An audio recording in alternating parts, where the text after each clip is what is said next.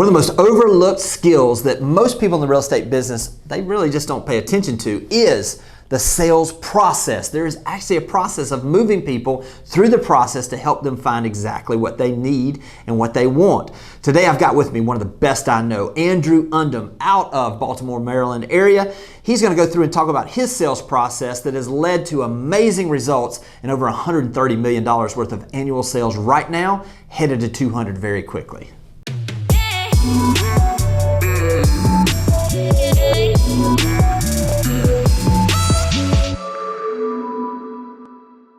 All right, this is one that you are going to be extremely excited to hear because I got my buddy Andrew Undum.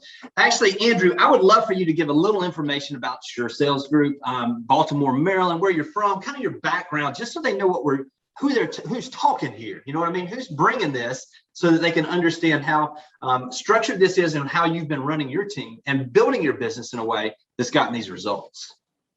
Yeah, so again, Jimmy, happy to be here. Andrew Undum, Maryland, born and raised, big time Ravens fans over here. And we have a team of about 25 agents, 3 admin staff, doing around 100. We should hit maybe, Jimmy, 160, 170 million this year. Come on, man. As good as I think it will be. Come on. And we just transitioned from RE/MAX to Berkshire Hathaway. As people in the industry know, Berkshire Hathaway is this brilliant brand that gobbles these solo offices up. And I was blessed to be gobbled up. And now we're kind of exploding and taking advantage of some of that. So yeah, we're just here trying to sell houses, serve our clients at a high level, and learn from whoever we can to get our clients what they want. So at the end of the day, that's what we're here to do. Yeah, and I'll tell you, Andrew, this is what's so fun about this too. I mean, and this is the value of being in a network like we are, is that, you know, you and I were going to a separate meeting. We'd never met before. And I always like to put these little tables and these dinners together where we've got certain people around the table. And literally what I did, and I haven't even told you this, what I did is I was looking at the roster and I had 2 seats left. And I was like, who's the highest producing person coming that I don't have at this group? And your name popped up, and I started doing some background research on you, started looking around, and then I just sent you that, and we got to know each other there, spent a few late nights together. I guess you could call it that way. Would that be okay to say it that way? Yeah, something like that.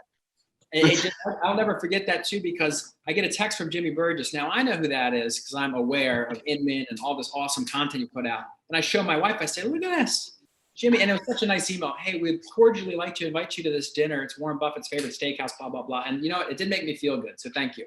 Well, no, it was great. I mean, man, I'll tell you what, I've been gaining more wisdom from you over the last month and a half or so since we met. Then that's why I'm excited to bring this to everybody. I'd tell you this, and I've said this before. I love not just how much business you do, but the way you do it. And part of the reason is I think is because of your background. If you don't mind, for those folks that are here, give them a little bit about your background before you got into real estate and kind of how that led to some of the things you do now, if you don't mind. Yeah, the quick version is, you know, I graduated college. I was a finance guy. I've always wanted to be, you know, making money and doing that sort of thing. And I ended up getting a job selling cars, didn't like it, only job I could get. Ended up selling a car to a new home sales manager, one of the big national builders. And she said, you should sell houses. And I said, well, how the Porsches I was selling cost 80 and these houses probably cost 800. I'd like to sell that. Got into new construction. And at this new construction sales, and most of our audience probably knows what that is. I'm like a professional suit and tie, open house, 24/7, 365 guy. If you want to buy a house in this community, you're buying it from me. Let's roll. Right. And I was at MVR Inc., which is Ryan Homes. They own a few different brands up and down the East Coast. Pretty big. Great training. At the same time, Jimmy, what helped me, which gave me a little bit of an edge, because everyone was getting this great training. They were flying us around the country. Really good stuff. I was also getting trained in a B2B, more sales consulting role with another company. When I was selling cars, I knew I wasn't going to do that long term, and I hooked up with this guy. It was a Sandler franchise, if you're not familiar. It happened to be the #1 Sandler franchise in the country is right here in Baltimore, and they murder it. And they have big Fortune 500 clients all over the place. They liked me, and the new home sales liked me, and I said, well, hey, I'm going to go do this new home sales thing, but can I stay involved over here? So on my days off, because new home sales, and you know this, Jimmy, because I know 30 beach properties of Florida, shout out. They crush the new, they know this stuff. On my days off was Tuesday and Wednesday. Well, I'm 22. What am I going to do on Tuesday? I went and worked over there. So I was gung-ho on sales. And that, at some point I said, you know what? I see all these agents making this money. I think I'd excel at that role, scratch that entrepreneurial itch. And we started a team. I got really lucky. I got a partner who was already a kind of a Hall of Fame producer, and he had no ego, and he's still one of my best friends to this day. And he brought this young kid on as a partner who's techie and salesy, and we blew it up. Yeah, that's great. Listen, I think this is one of the biggest issues, in my opinion. I'll just use Florida, for example. It is easier to get a license to cut hair in the state of Florida than it is to get a real estate license. You got real estate licenses easier to get than cutting hair. It's crazy, the threshold of the people that we have coming into this industry. So consequently, what you have is you have a lot of people that come into this business saying, well, I love houses. And in reality, this is about people and processes. Can you speak to what you see, some of the reasons why you've had the success you've had, and maybe some of your team members have the successes that they have? I'm glad you brought that up, because this is what I'm really passionate about. And I think our industry misses it as a whole. There's a ton of training, and you do a ton of training for your agents, and Berkshire Hathaway does training, and Tom Ferry does training, and Buffini does training. And there's good training on how to be a real estate agent with your database and thank you notes and doing video and that's all good. And you do have to have that. That is important. That's called being a realtor in 2021. Let's act like the year we live in. Okay. Right. That's good training. But what no one is actually doing at a deep level is teaching people how to sell. And as I talked a little bit earlier, I got a lot of training from a couple different places. And I think that was allowed me to go, hey, look, my company didn't exist 6 years ago. Now we're going to do 170 million. That doesn't happen just by doing a few things. I don't need to do the video and everything else, because if you get leads, and everyone wants to talk about leads and how to get them and how to market, and marketing is important, but if you can't close them, if you can't interact properly every single time with confidence and make people move in the direction they should be moving in powerfully with conviction, you're going to screw it all up anyway. That's why we're successful, because we're salespeople. Yeah. Not a real estate. By the way, our licenses say real estate salesperson. You notice that? Right. No one acts like a salesperson, because in this country, people are like, ooh, sales, oh, used cars, oh, bad outfit. I don't want to be the last thing anyone wants to be is a salesperson. And they got to flip the switch on that, Jimmy. And when they do, they're going to go to the bank. That's exactly right. And they're going to do it in the right way. Let's talk about the process, because this is something that you and I've talked about. And I love the thought process, because there is a system to this. There is a natural flow to this process. Start talking from that standpoint of when you first meet the lead and the process through the sales process, if you don't mind. Okay, so there's several components of this, and each one of these components is like a 3-day-long seminar. But the first and foremost is called bonding and rapport. You have to make people feel comfortable. You know that guy who walks in and they won't make eye contact, their palms are sweaty. That guy's not going to sell very much, or girl. There's an art to bond and rapport. And if you're in this industry and you made it this far and you're watching this content, it's already naturally and automatic for you. You're a normal human. Let's just keep it normal. And there's a lot of things. I won't go down this whole diatribe on that, like matching and mirroring and tonality and all these things. You have to understand that. And just learning about it subconsciously, you'll be able to do it. Just, you gotta trust on that. But you have to be aware. And then once you're aware, and you'll end up being unconsciously competent at that. That's step one. You cannot move forward without doing that. And you need to practice that stuff. How do I show up? What's my energy level? How do people perceive me when I'm talking to you for the first time? And here's a little, write this down. You pick your presence. You get to choose how people are going to perceive you. And no one's ever told most people that. And they just wing it. And they're just like, look, we're all living. There's a crazy world out there. You don't need to bring all this shit into this meeting with a stranger. They're here to talk to you as a real estate professional. Let's bring that. That's exactly own it. Right? Yes. So that's fun. And I'll just run through them quick. And then Jimmy, you can ask any more detailed questions. Yeah, I love it. I love it. Yeah. So it's bond and rapport. Next one, we call it setting expectations, right? You know what it is conceptually. There's a detailed process on that. How do I get you what you want? What types of things would you like to go over today? Bing, bing, bing. Okay. Here's what I'd like to go over with you. Let's make sure we're on the same page. How much time do you have? What's the outcome of this meeting? Boom. Let's wrap this up. Upfront expectations for every meeting you have. Buyer, seller, manager, client, wife, doesn't matter. It's a respectful way to do business. Setting expectations. Let's make sure we're getting our needs met. Moving on. And the next one I call compelling reasons. Is there a compelling reason to even do business? Let's find that out right away, or else we'll part company. Beautiful. I don't have to spend any more time on this. In our business, it's so easy. They want to move. They want to Right. buy. You don't need to overthink this, guys. Oh, I had 2 kids. My house is too small. Got it. Next. Find Yes. out that compelling reason, and there's a way to do it. And again, that's a whole thing. If they are in pain, if they have a bad situation, I got divorced, you want them talking about that. I want blood and guts all over the table, Jimmy, because I'm going to here to solve it. I'll put you Right. there. Right. Let them talk. People want to be understood. Mhm. Of course, budgeting. Do you have the money to do what you want to do? Let's find that out right away, sooner rather than later. Okay, so we want bond and report, setting expectations, Compelling reasons. compelling reasons to do business, the budget, decision is the next one. Are you the decision? Am I talking to the right people? Who's the cast of characters in this? Can you, if we do X, Y, and Z, decision making, who's involved in that process? What's that look like? And finally, fulfillment is, all right, let's execute on this, which is just performing your job at a high level. And by the way, fulfillment is like half the training you get. Here's how to write an offer. Here's dot loop. Here's this. I'd hope you know that. See, Right. that's way back here. How about all this other stuff? We're talking about fulfillment. What about all this stuff? And then post after the transaction, during the transaction, do you have a system and a process for every piece of business that you get? Are you getting another one? Are you making sure your client's satisfied? Are you always improving when things go right or go wrong? That is a sales system. And we just happen to be in real estate, which, by the way, makes it a lot easier because everyone wants what we sell.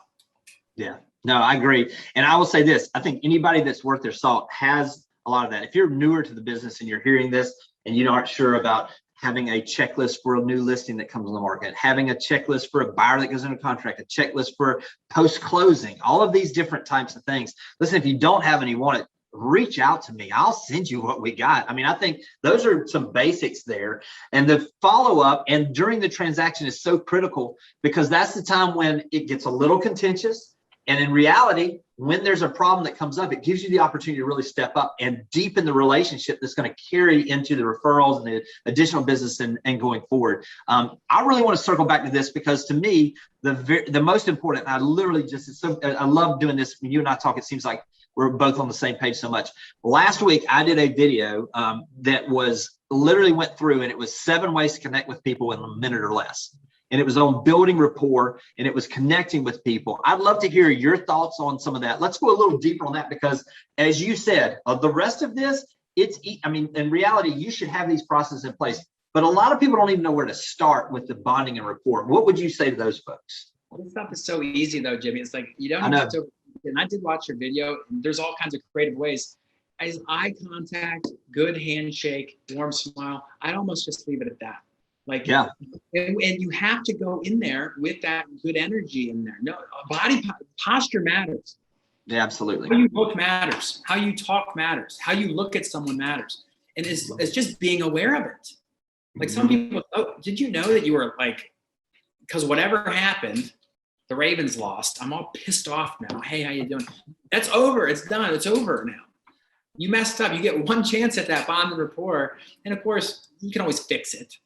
Yeah, I know. I'll tell you, let's go 2 on 1 just a little bit right here, because I think you're right. Listen, if you get those right, the crazy thing is, and then in today's market environment, if you get those just basics right of a firm handshake, looking someone in the eye, literally just smiling, just being cordial, just asking questions, letting them talk more than you're talking, you're going to be better than 90% of the people out there. Let's talk about that last 10%.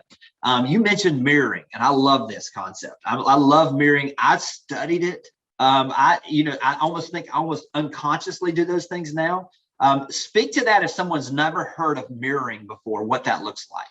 Yeah, it's like the concept of matching and mirroring someone you're interacting with is very important. And you will never get caught doing this. And people think they're going to get caught. You don't get caught doing this. No one knows you're doing this. See, I do this. And you know what? Jimmy starts doing. I know. That's exactly right.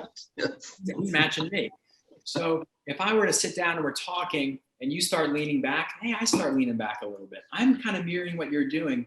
And subconsciously, we're in rapport. And then when I lean in, I'm going to really tell you something. This is important, guys. Hey, you're a buyer. Has anyone went over the process to make sure you're protected and maximize your equity when going into a property? And I lean in, they lean in. Here's the next level, Jimmy. I'm matching them for a while. I'm making them comfortable. I'm kind of matching and mirroring some of their movements, the rate of speech, the tonality, the words they're using, repeating some of the things they're saying so they know I'm listening. Once I match them enough, I can make them match me. That's right. Mhm. And then that's when you know you got them. They're That's engaged right. with me. They're bought into it. They know I'm an expert. And by the way, they should be, because it's better for them. Mhm. This is better. Yes. And then It, you can it, go over what you're trying to do. so here's the beauty of that. And I've got a good friend of mine that was a team leader for special forces, did 7 tours. I love to just dig into the psychology of everything that they do. And this is something that the military has used forever, in interrogation or in just trying to build rapport as they came into a city, when they were in a foreign land. And the mirroring, literally, like you say, there's something it becomes less communication, just the verbal communication. And all of a sudden now you've connected with them almost at a physical level. And you want to do this, I'm not going to give any secrets away here, but I've done this where I will, do this with my wife, where I'll just almost even mirror, what she's doing. Really helps in relationships as well. Just a little side tip there. I don't want to get too deep in that, but you know what I'm saying.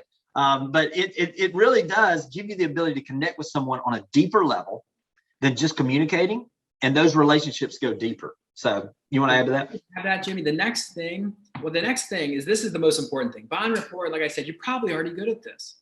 You probably are, but if you study it a little bit, you'd be even better. And then you're going to become a real black belt ninja gangster, and you will know, and you'll teach someone else how to do it, and it'll be great.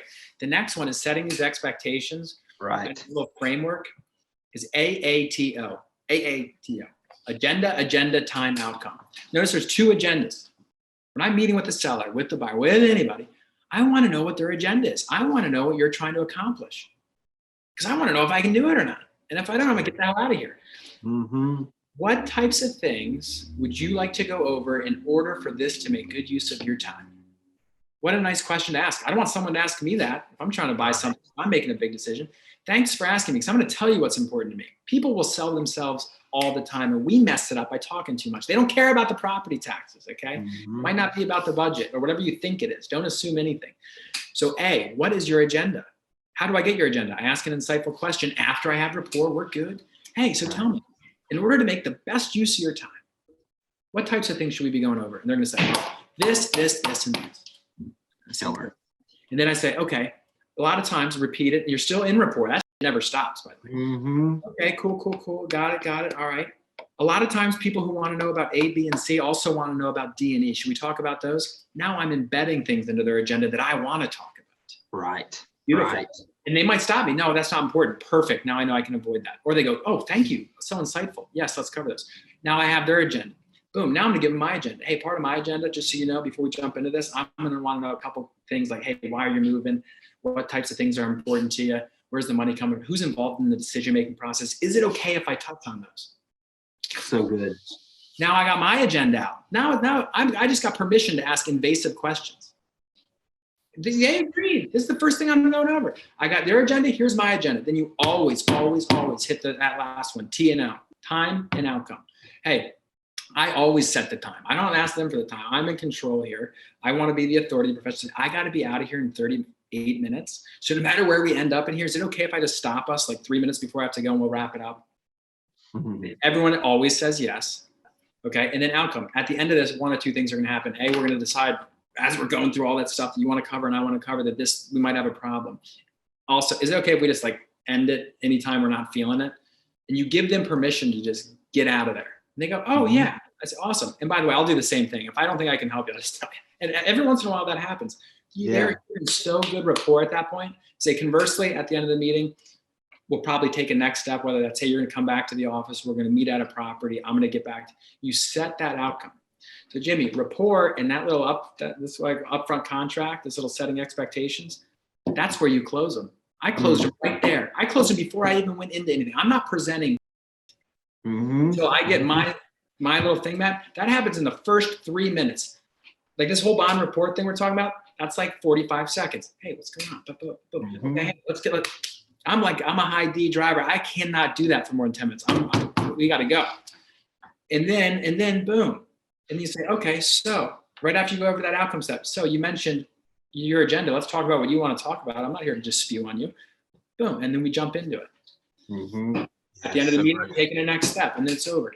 That's just sales. Like I could make a lot of money selling vacuums or anything if the product's good.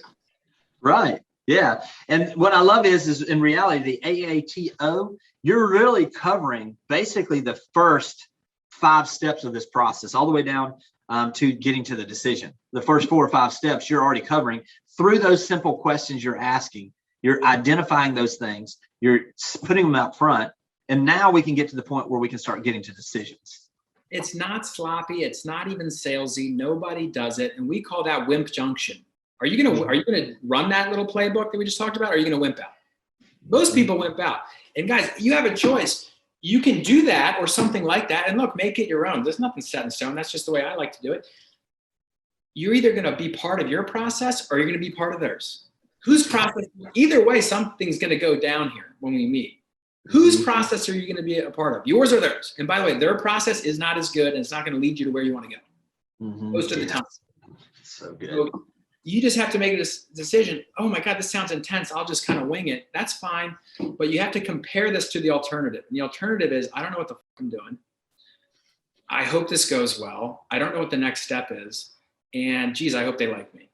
And maybe I'll put them in Boomtown and follow up with them in a week and send them the cryptic text. Yeah. What people do. Absolutely. Yes. No, you're absolutely right. And I will say this, Andrew, as we're looking at all of this, I love the way that now that you're saying all this and actually laying this out for me, I see you doing this on Instagram stories. I see you doing these steps subtly throughout every bit of your marketing that you're doing.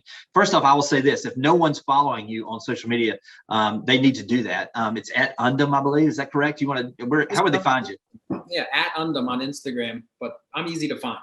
UNDEM. And so I would say this: if somebody's not following you, get out there and follow you, because I mean the stuff you're doing. I mean, I'm taking little things that you're doing. You and I have talked about this, and I'm ripping a little bit of it locally here and using some of that. I mean, I just think that the way you're presenting everything that you're doing is so authentic that we call them OKP, our kind of people. You're drawing your kind of people to you, and the people that you're not supposed to work with. This process is going to weed them out, where you don't waste your time or their time trying to be a square peg going into a round hole. It's about getting to the truth, Jimmy. That's all it's about. I want to honestly know, and this is not hyperbole, this is not BS. I want to know if I can help you. And I honestly believe, and agents should believe this, and if you don't have a lot of training, maybe it's hard for you to believe it. You need to believe that they're better off going with you than anyone else. And that's hard, because you know what? There's people in this business that are freaking awesome. You look up to them, and I have a lot of people I look up to. Are they better off with me? Oh, they could just go with them. If that's in your head, you're just never going to make it. And that's a muscle you have to flex, and you have to work on these things. But if you can commit to being a good salesperson, look, anyone can write an offer. Anyone can go open doors and show property. Anyone can study the market and know these things. And you do need to know those things. But not many people have committed to owning a process that's going to help people have clarity, get to the truth, and get them what they want quickly. There's nothing more I like than when no one wastes my time. And when they honor it and they tell me right up front, hey, at any point in time, you're not feeling this, please bail, because that would help me. I say, I thank you for saying that, because I don't want to be awkward when I cut this off. Yeah. You know what happens to me? They don't cut you off because they like you at that point. They're like, this guy's just trying to help me. I think you can help me, or gal. I think you can help me. Yeah, no, it's so good.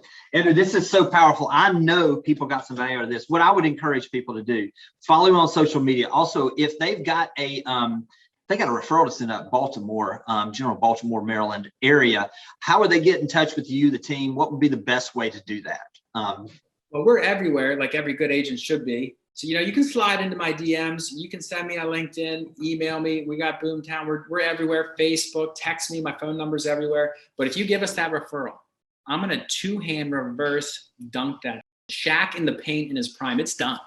Okay? It's done. You will get paid. I love it. I love it. We'll do that later. I'll take care of the paperwork later. You're getting paid. I promise you that. I love it. You're my boy, Andrew. Always will be. I love me some Andrew Undum. All right, listen, guys, I know you got some value to this. Make sure you reach out, show Andrew the love, thank him for what he's given, and apply some of this. And I know it's going to affect your business in a positive way. Take care, and we'll talk to you soon. Thanks for watching the video. I specifically chose the video below for you because it builds on the one you just watched. I hope it's helpful, and I'll talk to you soon.